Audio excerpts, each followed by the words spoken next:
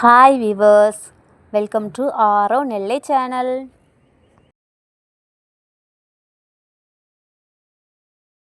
இன்றைக்கி மோர் குழம்பு செய்கிறது எப்படின்னு பார்ப்போம்.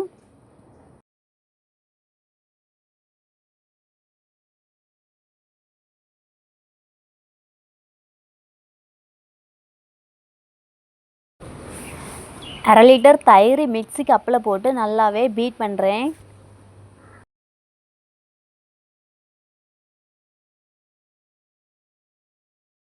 இப்போ தயிரை பீட் பண்ணி வச்சுருக்கேன். சட்டியை அடுப்பில் வச்சுருக்கேன். சட்டி சூடானதும் எண்ணெய் ஊற்றுறேன். எண்ணெய் சூடானதும் கடுகு போடுறேன். கடுகு பொரியிற ஸ்டேஜில் உள்ளி போடுறேன். அது கூட 2 ரெட் சில்லி போடுறேன். கொஞ்சமாக கருவேப்பிலை ஆட் பண்ணுறேன்.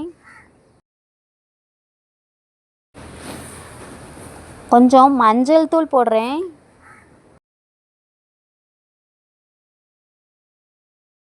இப்போ இது எல்லாத்தையுமே நல்லா கிளறி விடுறேன். ஆல்ரெடி பீட் பண்ணி வச்சுருந்த தயிரை ஊற்றுறேன்.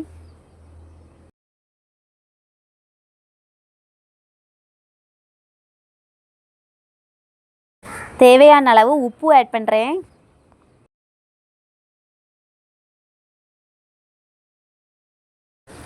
கிளறி விட்டுக்கிட்டே இருக்கணும். மோர் கொதிக்கக்கூடாது.